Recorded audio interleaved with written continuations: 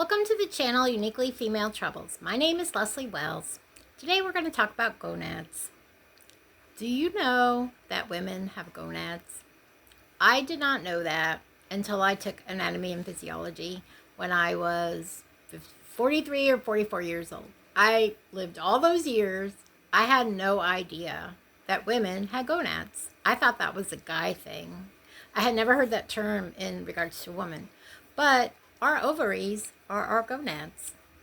And what gonads do, men and women, they're the same function. They produce sex hormones. And they also produce cells called gametes. I think I'm pronouncing it correctly. And gametes in a woman are the eggs produced by our ovaries. And in a man, they're the sperm that are produced by the testicles. And so they do the same thing. They both release sex hormones, and they both produce these cells that can turn into babies if they're, fertilized, if they come together. So I want to talk about the function of the ovary, what it does, and then I want to talk about the cultural meaning of a gonad. And I personally find it very insulting that when a woman is brave and strong and gutsy, that people say she has balls. No, I don't need to have a man's sexual organ attributed to me to say why I'm brave, I'm strong, I'm gutsy, I'm courageous. I don't need their testicles attributed to myself. I have ovaries. And we'll talk a little bit about that. So, the ovary produces estrogen, which is responsible for female reproduction. It's part of it, not all of it. And also for developing secondary sexual characteristics, which primary sexual characteristics are just like your breasts and, your everything that is used for reproduction, your period. But their secondary characteristics, like our faces in general have a different structure than a guy's face. Our bodies are more curvy. And when we develop pubic hair and hair under our arms, that is a secondary sexual characteristic. And just everything that kind of makes us like a girl is a secondary sexual characteristic, and everything that makes them like a guy, other than just like their reproductive organs, and that, I guess that's about it. Those things are secondary sexual characteristics for a man. Another thing it produces is called inhibin, and that regulates reproductive function. We also produce androgen, which is a male hormone, and testosterone, which is also a male hormone. And they both play the role in bone health and blood health. Like testosterone helps produce blood cells, and they boost reproductive hormones. It's like they work together. And men's gonads do produce a little bit of estrogen and progesterone, not much. Okay, we also produce progesterone, and that prepares the uterus for pregnancy and the mammary glands for lactation, for nursing our babies. And those are the four main things that it produces, and those are the reasons that we need those in our body. One of the ways that an ovary is different than a testicle is that a testicle continues to produce new sperm. And if a man, it can completely replenish the sperm after ejaculation. It takes 48 hours. That's all it takes. Which, by the way, just as an aside, if you're trying to get pregnant, do not have sex every single night or day. That seems like a really good idea. You're going to get pregnant if you do that. But actually, no. it takes 48 hours to replenish the sperm. And if you're having it every 24 hours, you're never actually replenishing it completely.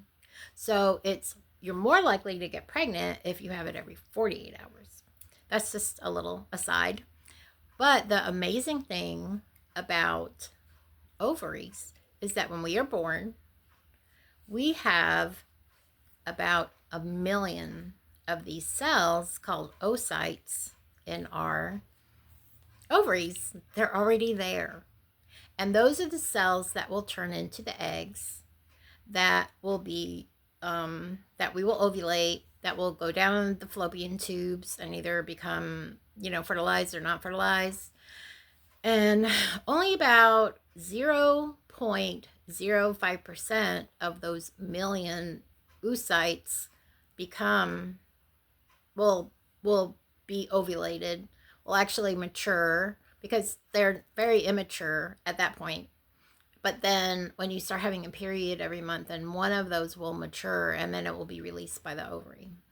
That is why that many birth defects, especially like Down syndrome, I don't know if I should say many, I don't know what the percentage is, but some birth defects can increase because as a woman ages, because every one of those eggs is the same age we are. And so it's like if you're 40 years old, then those are 40-year-old eggs. And your husband, on the other hand, has like 2-day-old sperm. And that's kind of bad. But anyway, that's the way it is. So that's basically what our ovaries are. And if you don't ovulate, you can't get pregnant. You can have sex anytime you want, as many times as you want. And if you're not ovulating, you will not have a baby. And that's what was going on with me for a lot of years. My ovulation was so sporadic and so, irregular that I wasn't getting pregnant. Not that I was having sex all the time, because I wasn't. But, so one thing that's really interesting too, and I was very surprised when I found this out too, but so the only days you're fertile is like around your ovulation period, like a little bit before and a little bit after, because before, like maybe the sperm is inside of you, and then the egg gets released, then they meet, or the egg has been released and then sperm gets in there and then they meet. If there's no egg there, you're not going to get pregnant. And when I found out there's only about 3, maybe 4 days a month that a woman can get pregnant, I was really surprised. I thought that was something that could happen anytime. So see how ignorant I was about human physiology and about female biology and reproductive systems and everything. I learned some of that like when I got pregnant, but I also learned a lot because when I was 43, I left my ex. We'd been married 22 years, and most of the time I was a stay-at-home mom or just a stay-at-home wife because the cult said I wasn't allowed to work. But I suddenly needed to support myself. So I was really blessed. I got to live with my mom and dad, and I went to vocational school, and I became a medical coder, which is a good career, and I was really glad I got that job. I did end up getting a job in a hospital as a medical coder, and I did that for 10 years. Well, one of the courses you have to take is anatomy and physiology, and I learned so much about the human body and about the female body in that course. Like the fact that I have gonads, and I don't need their gonads to, I don't, it just really bugs me. When a woman does something amazing and strong and brave, they say, wow, she's really got balls. She's really got the cojones. And it's like, why do we need to have someone say we have something male? It's just so, it's so condescending. Tell me, what is more brave and more strong than giving birth? Maybe I have a feeling that if you did literally have testicles when you were giving birth, they might actually get in the way. And it's silly, but you know, it's like, why do we need to have that? I hate that. I just consider that incredibly condescending because I don't need to be called a man or any part of my body to be attributed to being like a man to be what I am. So I wrote down some things that that are attributed to balls, and that is courage, determination, bravery, nerve, resolution, guts, pluck, boldness, and strength. Now, women are all of those things, or we can be, and so are men, or they can be.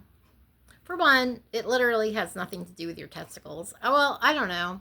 I don't know if testosterone has anything to do with that or not because I haven't really learned much about that. But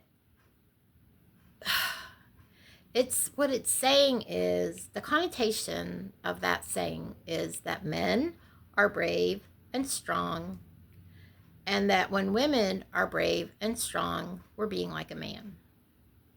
No, that is not the way it is. Women are brave and strong.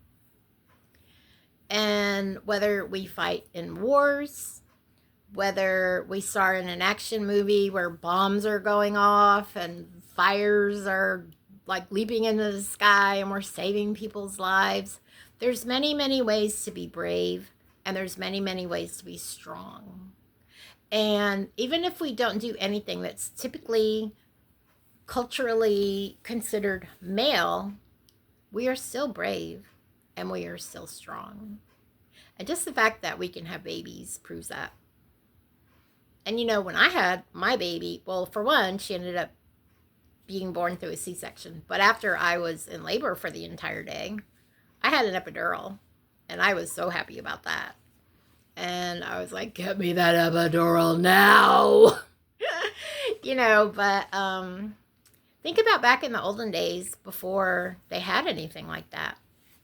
Women were actually excited about when they got pregnant. I mean, if they did want to have another baby or have their first baby. But they knew they were going to go through that awful ordeal and feel every bit of that pain. And they did it. They felt every single pain. And sometimes they died. But they faced it. If that's not brave, if that's not determination, if that's not courage, if that's not nerve and resolution and guts and pluck and boldness, I don't know what is. And, you know, they say that one of the few things that men experience that comes close to the pain of childbirth is having a kidney stone. And I watched my ex have kidney stones a couple times. It was really bad. And he had a really hard time with it. And he took pain meds and, you know, which I don't blame him. I'm not faulting him for that at all. But if that's similar to what we go through, it's pretty amazing because it is very painful. And the fact that we know that's going to happen to us and yet we welcome it because that's the only way you can have a baby, I think that's pretty amazing. And I don't need anything male about me to know that I am brave and I am strong. And I've done some brave things in my life, like leave a terrible marriage after 22 years, get myself out of a cult after 28 years. And yeah, I had help. I had therapy. I had a therapist that was with me all the way, but I had to do it. And women do not need to be like men to be brave and to be strong and to be bold. We don't need their testicles. We don't need their balls. And I was doing research about this, and I ran across the phrase ovaries of steel. And I love that. We don't need that because we have ovaries of steel. We don't need their balls. So thank you very much. And please subscribe to this channel and give this video a thumbs up. And please leave me a comment. I would really love to know what you think. It's just I don't know. I'm really glad I made this video because this is something that has bugged me for so long. When I really thought about what they were saying when they say, wow, she really has balls. You know, no, we don't need balls because we already are brave. We already are strong. So thank you very much and have a great day. Bye.